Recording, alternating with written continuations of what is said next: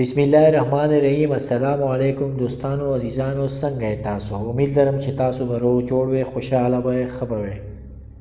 دوستانو عزیزانو، بابا فرید گنج شکر رحمت الله خپل کتاب اسرار الاولیاء کې یوه کیسه نقل کوي چې یوه ورځ مجنون دا اعلان واوري چې لیلا صدقه یعنی خیرات ویشي.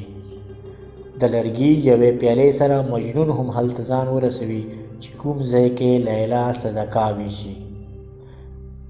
د واړه خلکو غوندې مجنون هم په قطار کې د سائل په شکل کې ودرېږي. چې کله د مجنون نمبر راشي او لیلا دې وویني، نو لیلا ورله هیڅ هم ورنه کړي او ترېنه روانه شي. د لیلا د تلو نه پس مجنون ناګهانه په ګډا سر شي. خلک ورته وایي چې ستا دومره بېعزتي وشوله، لیلا هیڅ هم در نه کو او در نه لاړه، ته بیا هم په ګډا سر یې. مجنون ځواب ورکړي چې هم په دې خبره خو زه په ګډا یم که نه چې لیلا زه له نورو خلکو جدا او بېل وشمارلم. لیلا چې هر چاله په پیاله کې خیرات ورکولو، که ماته هم په پیاله کې خیرات راکړی وی، نو ما به دا ګڼلی چې لیلا زه ونه پېژندم. محبوب که څه درکړي او که نه درکړي، د عاشق طلب داسې پکار وي چې وپېژندی شي.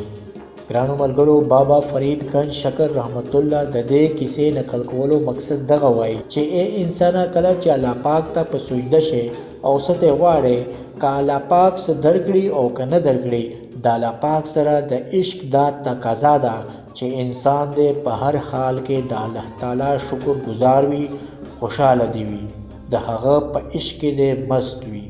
خوشحال خان خټک وایي چې مستیم میں پرستیم رندی کڑما کڑما کڑم. مستیم میں پرستیم رندی کڑما کڑما کڑم. واورا محتسبا بادا خرما خرما خرم. دود د عاشق دادې چې په عشق ملامت وړي. دود د عاشق دادې چې په عشق ملامت وړي، ځکه زه خوشحال ملامت وړما وړما وړم. دوستانو عزیزانو، الله دې موږ تاسو له هدایت نصیب کړي. دغه وه د نننۍ ویډیو. امید لرو چې تاسو به دا خوښه شوې وي. خپل خیال ساتئ، د دې چینل هم خیال ساتئ. ګورو به په یوې نوې ویډیو کې. تر د هغې والسلام، الله حافظ.